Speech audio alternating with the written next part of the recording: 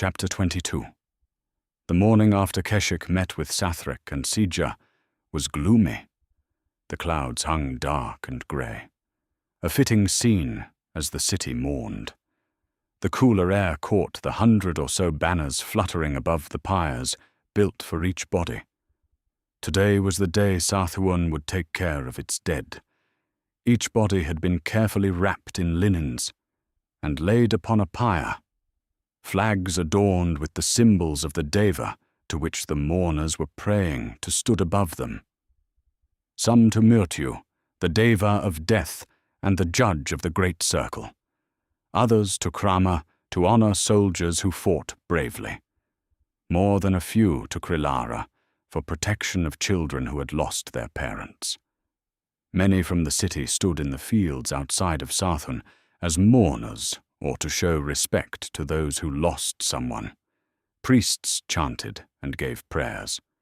Some were professional mourners who helped conduct the rites of death. They wailed and tore their clothing.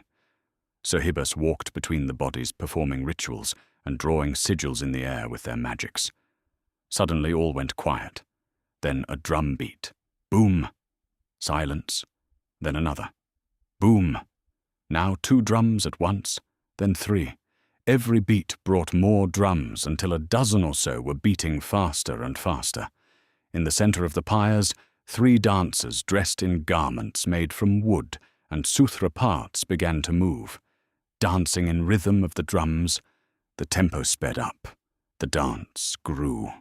Zarayo and 2 other dancers, one a Vajra coyote and the other a Sapa frilled lizard, danced faster and faster, raising their legs and stomping them down with the beats. Then shrill screams and cries grew from them as they shouted to the Deva, asking for release of the spirits from the bodies. A priest stood in all white robes and lifted his hands into the air. The drums and dancing stopped suddenly. The priest, a Sapa crocodile like Keshik, shouted over the landscape, his voice amplified by a Sirhibas using magic behind him as it echoed through the air. The Deva give life, and the Deva take those who have passed to give new life. Thus is the great circle. May these who have passed be judged worthy of continuing on to the next life by Murtyu.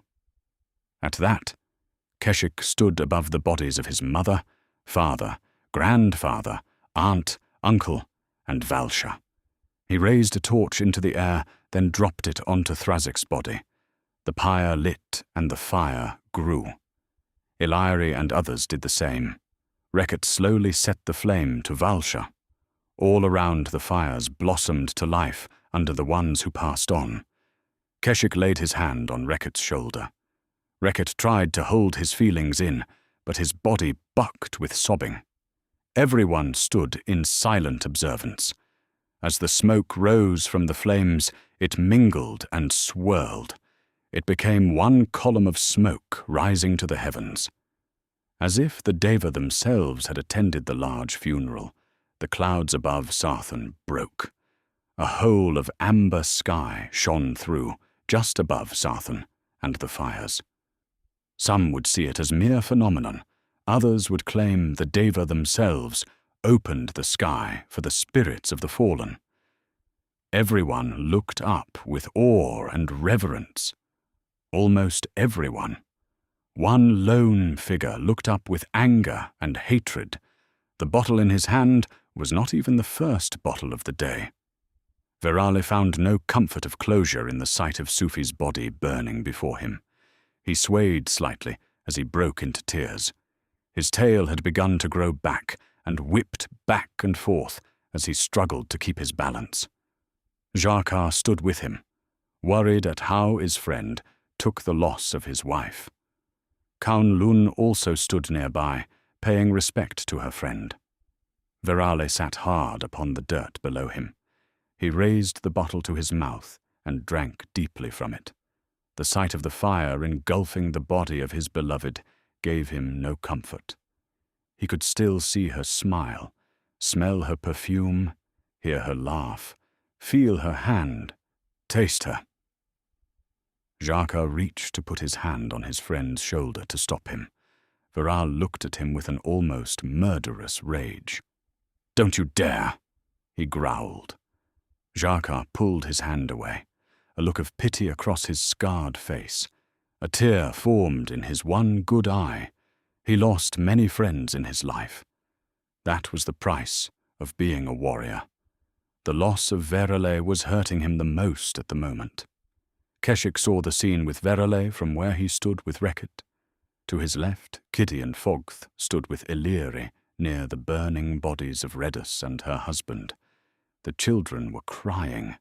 Fogth, being too young to understand, just hung on to Illyri, crying more about the smoke, stinging his eyes, and wanting to go home. Kitty watched as her mother and father became a bright ball of light, her small body rigid. Keshik walked to them and picked her up. Holding her to his chest, she cried hard. Keshik let her cry, then held her so she could look him in the eye. "Redus was brave and strong," he told her. "She fought to keep you and everyone in this city safe. She lives now in you and your brother. You carry her with you. Illyri and I will never replace your parents, but we will love you just as fiercely." The small girl licked the tears from her large red eyes with her long tongue, her face now trying to show determination, but faltering. Illyri took the girl and her brother and started walking them home. Reket sat on the ground next to where Reket now sat, looking out over the crowds and burning pyres.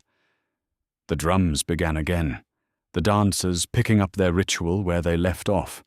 Zarayo stomped and kicked. He threw his arms back and lifted his beak into the air with a screeching cry. The shrill sound carried over through the air. The other dancers joined in.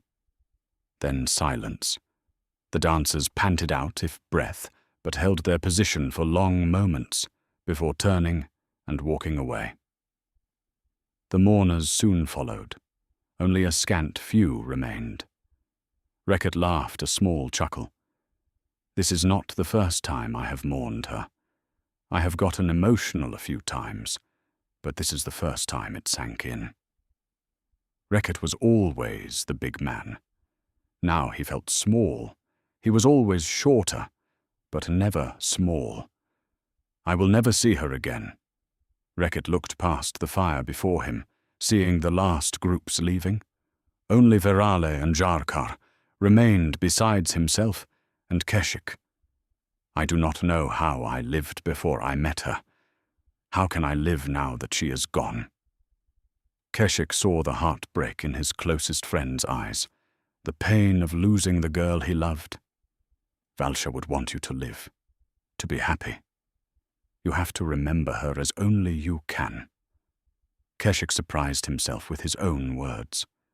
Reket sat and pondered those words for a long time, then stood, the embers of Valsha's fire fading quickly.